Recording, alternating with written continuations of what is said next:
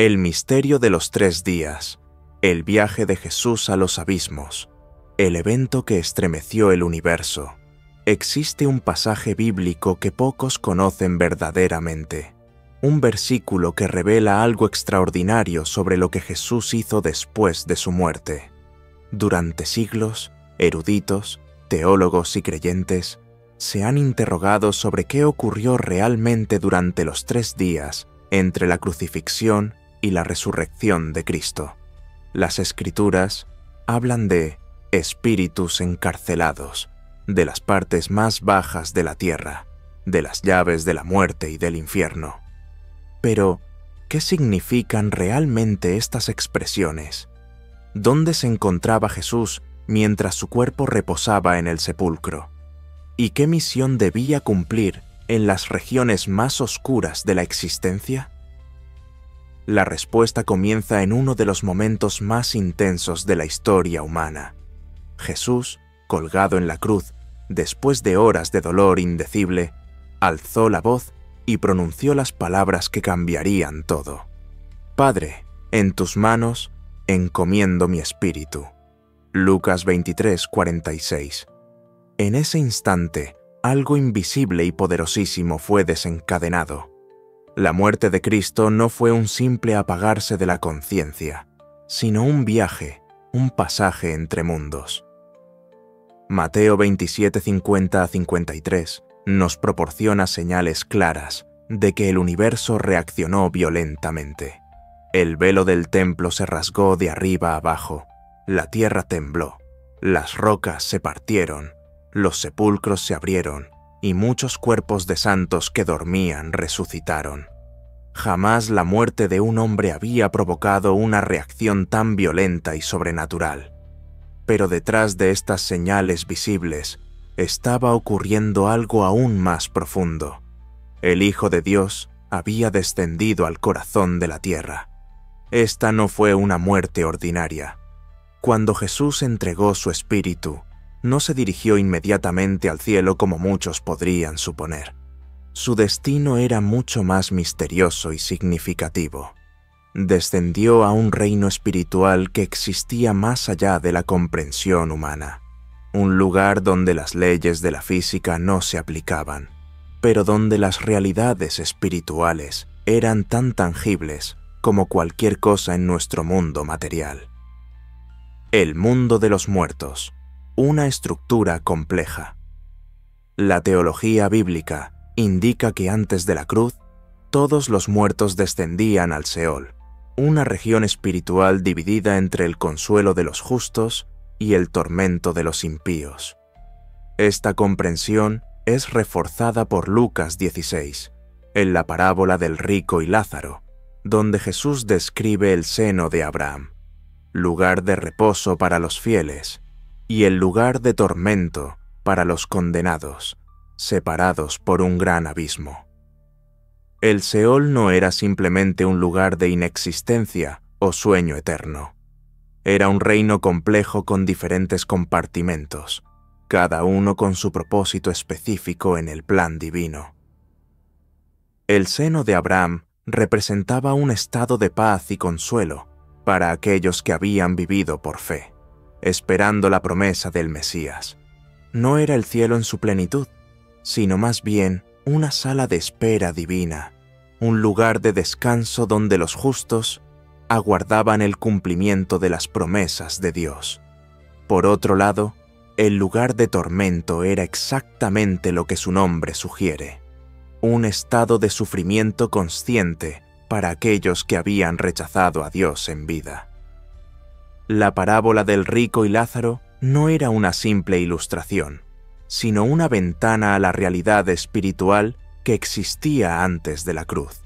El gran abismo que los separaba no era meramente geográfico, sino ontológico, una separación fundamental en el estado del ser que reflejaba las decisiones tomadas en vida. Es fundamental comprender que la muerte de Jesús fue voluntaria. En Juan 10:18, Él afirma: «Nadie me quita la vida, sino que yo la pongo de mí mismo. Tengo poder para ponerla, y tengo poder para volverla a tomar». Esto significa que, aun físicamente muerto, Jesús no estaba pasivo, sino que mantenía plena autoridad espiritual. La entrega del Espíritu no fue una derrota, sino el inicio de un movimiento espiritual sin precedentes, la profecía del descenso. El velo rasgado en el templo, Mateo 27:51, es la primera señal visible de que el acceso a la presencia de Dios sería restaurado. Pero esta restauración comenzaba en lugares invisibles. No fue una restauración de arriba hacia abajo, sino de las profundidades hacia arriba. El viaje del Cristo muerto no se iniciaba en las nubes, sino en el centro de las sombras. Esto no fue improvisado, sino profetizado. En el Salmo 16:10, David escribió: «Porque no dejarás mi alma en el Seol, ni permitirás que tu santo vea corrupción». Este texto, citado por Pedro en Hechos 2:27-31, se aplica directamente a Jesús. Él no fue eximido de descender al mundo de los muertos, pero fue preservado de permanecer allí permanentemente, indicando que el Mesías atravesaría las puertas del Seol para luego retornar en gloria. La profecía era precisa en sus detalles. No se trataba de una muerte común seguida de una resurrección inmediata. Había un proceso, una secuencia de eventos espirituales que debían cumplirse en el orden exacto. Cada paso tenía su propósito, cada momento su significado eterno. Mientras los discípulos lloraban y el cuerpo de Jesús era envuelto en lino y colocado en el sepulcro, el alma del Salvador permanecía viva, consciente y en misión. Su descenso al mundo espiritual no era una curiosidad doctrinal, sino una parte esencial del plan eterno de redención. Era necesario que el justo no solo muriera por los injustos, sino que también penetrara los confines de la muerte, la enfrentara directamente y la despojara de su poder. Lo que el mundo veía era silencio, luto y oscuridad. Pero detrás del escenario del plan eterno, las estructuras espirituales estaban siendo sacudidas. La muerte había sido herida, el infierno perturbado y el mundo invisible invadido por una presencia que jamás esperaron encontrar allí. El seno de Abraham y el abismo. Para comprender lo que Jesús hizo en ese lugar, es necesario entender su estructura. El Seol no era un espacio único e indistinto, sino dividido en regiones diferentes. Una de ellas era el seno de Abraham, también llamado paraíso, donde los justos esperaban el cumplimiento de la promesa. La otra era el lugar de tormento reservado a los impíos, separados por un gran abismo. El seno de Abraham no era el cielo, sino un lugar de paz y descanso, donde los santos del antiguo pacto esperaban la redención definitiva. Hombres como Abel, Noé, Abraham, Moisés, Elías, David, Daniel y tantos otros que habían creído en Dios antes de la venida del Mesías, reposaban allí en una especie de limbo sagrado, aguardando el cumplimiento de las promesas. Esta no era una existencia vacía o sin propósito. Aunque no estaban en la presencia plena de Dios, como la experimentarían después de la cruz, tampoco estaban en tormento. Era un estado de expectación bendita, donde la fe que habían ejercido en vida encontraba su recompensa provisional mientras aguardaban la recompensa eterna. Hebreos 11 confirma esto al declarar que todos estos murieron en la fe, sin haber recibido el cumplimiento de las promesas, porque Dios había provisto algo mejor, para que no fueran perfeccionados sin nosotros. Esta declaración revela la naturaleza temporal de su estancia en el seno de Abraham. Era un estado de transición, no el destino final. El contraste con el lugar de tormento no podía ser más marcado. Mientras los justos disfrutaban de paz y consuelo, los impíos experimentaban consciente sufrimiento, plenamente conscientes de lo que habían rechazado en vida. La parábola del rico y Lázaro ilustra vívidamente esta realidad. El rico suplica por una gota de agua, implora que Lázaro vaya a advertir a sus hermanos y recibe una sentencia definitiva de que no hay retorno, ni alivio, ni segunda oportunidad. El descenso a las partes más profundas. Jesús, al morir, no subió directamente al cielo. Sus propias palabras al ladrón arrepentido lo confirman. De cierto te digo que hoy estarás conmigo en el paraíso. Lucas 23:43. No dijo en el cielo, sino en el paraíso, término que en la época se entendía como el seno de Abraham. Es en este contexto que se cumple lo escrito, en Efesios 4:8-10. Subiendo a lo alto, llevó cautiva la cautividad y dio dones a los hombres. ¿Y eso de que subió, qué es? Sino que también había descendido primero a las partes más bajas de la tierra. La expresión partes más bajas de la tierra siempre ha generado debate, pero en su esencia apunta a este descenso al dominio espiritual donde estaban los muertos, no simplemente la sepultura física. No fue un descenso de derrota, sino de conquista. Jesús entró no como prisionero, sino como libertador. Este descenso tenía múltiples propósitos. Primero, cumplir las profecías que hablaban de que el Mesías no sería abandonado en el Seol. Segundo, confrontar directamente las fuerzas del mal en su propio territorio. Tercero, liberar a los justos que habían estado esperando durante siglos. Y cuarto, proclamar su victoria a aquellas fuerzas espirituales que habían desafiado el orden divino desde tiempos antiguos. La promesa cumplida en 3 días. La promesa se cumple en los detalles proféticos. Jesús mismo había anticipado este momento delante de los fariseos diciendo: como estuvo Jonás en el vientre del gran pez, 3 días y 3 noches, así estará el Hijo del Hombre en el corazón de la tierra, 3 días y 3 noches. Mateo 12:40. No era una metáfora, sino una declaración precisa. El corazón de la tierra es una expresión que lleva peso espiritual, apuntando no solo a la muerte física, sino a un lugar específico dentro de la estructura espiritual donde los muertos aguardaban. Jesús sabía que su misión no terminaría con el último aliento en la cruz. Había aún un recorrido que hacer, un propósito que concluir en lo invisible. Durante siglos, los profetas habían anunciado que el Mesías no solo vencería el pecado, sino que también dominaría la muerte. Y para hacerlo, necesitaría enfrentarla en su propia morada. El Salmo 139:8 ya traía el eco de esta realidad. Si subiere a los cielos, allí estás tú. Y si en el Seol hiciere mi estrado, he aquí, allí tú estás. Este descenso no fue solo un viaje, sino una ocupación. La presencia de Jesús en esas regiones no era tolerada por las tinieblas, pero tampoco podía ser impedida. Durante 3 días, el alma del Salvador permaneció en ese dominio invisible. El número no es casual, porta profundidad espiritual y profética. 3 días fueron necesarios para que la muerte reconociera que había sido vencida.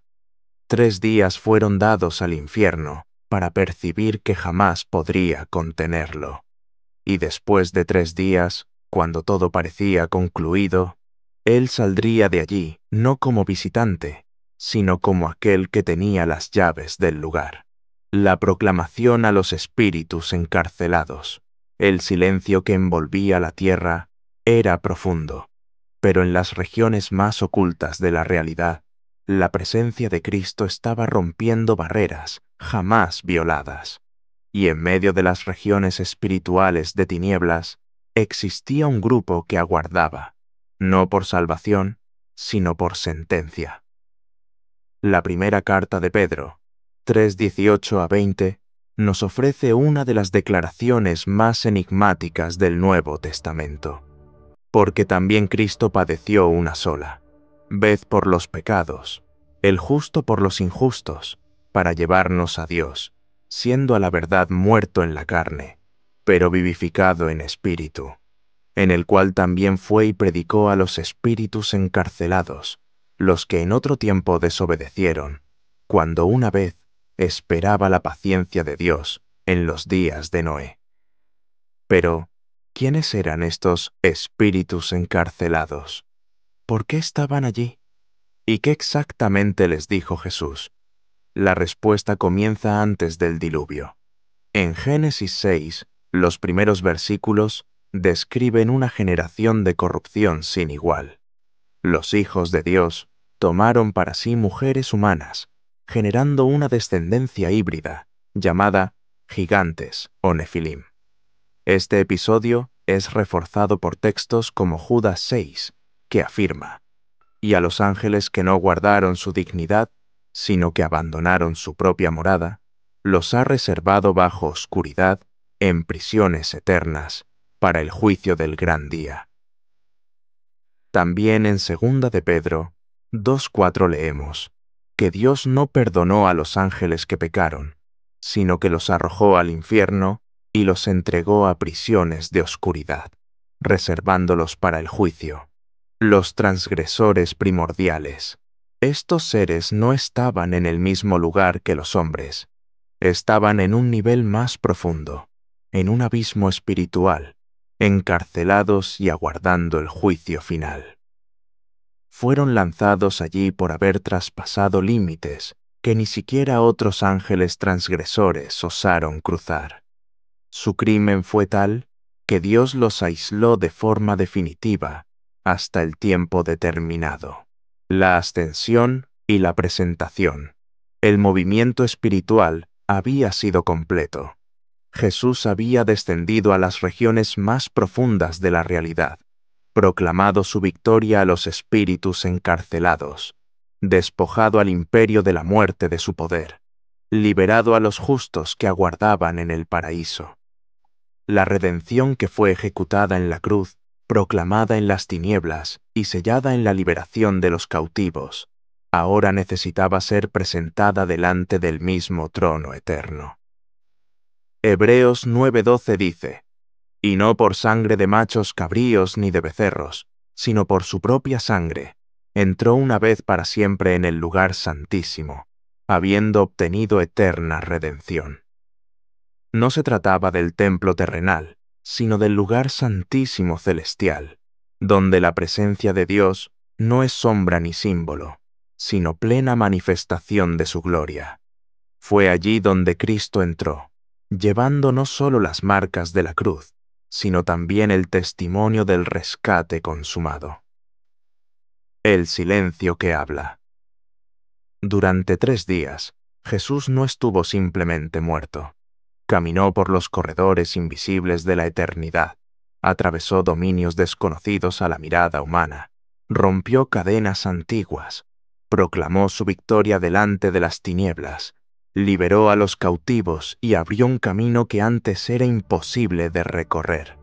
Hizo todo esto por amor, un amor tan profundo, tan incomprensible, que no se limitó a morir en nuestro lugar, sino que escogió descender hasta lo más íntimo del dolor humano para garantizar que nada, absolutamente nada, pudiera separarnos de Dios. Este viaje marcado por silencio y gloria resuena aún hoy. Lo que hizo en lo invisible cambió lo visible. Lo que conquistó en silencio grita dentro de nosotros como esperanza viva. Ya no hay abismo que nos separe. Ya no hay condenación para los que están en Cristo. El velo fue rasgado, las puertas fueron abiertas. Filipenses 2:9-11 confirma. Por lo cual Dios también le exaltó hasta lo sumo, y le dio un nombre que es sobre todo nombre, para que en el nombre de Jesús se doble toda rodilla de los que están en los cielos, y en la tierra, y debajo de la tierra. Esta exaltación no es futura, es presente. Él está vivo, entronizado, e intercede por aquellos que creen en su obra. La victoria de Cristo no comenzó la mañana del domingo, sino que comenzó en el momento en que entregó el Espíritu al Padre y recorrió los caminos invisibles de la redención con plena autoridad. El Cristo glorificado lleva en su nombre la autoridad que ningún otro jamás poseerá. No solo resucitó, transformó para siempre el significado de la muerte, del infierno y de la vida eterna. Donde parecía haber oscuridad, allí brilló la luz más grande de todas. La muerte ya no es el fin, sino solo un paso que ahora está abierto, iluminado por la presencia de aquel que descendió hasta los abismos, para garantizar que ninguno de los que creen en él se pierda jamás. Este es el misterio de los 3 días, un amor que no conoce límites, una gracia que desciende a las profundidades más oscuras y una victoria que resuena del infierno al cielo, declarando por la eternidad que Jesucristo es Señor.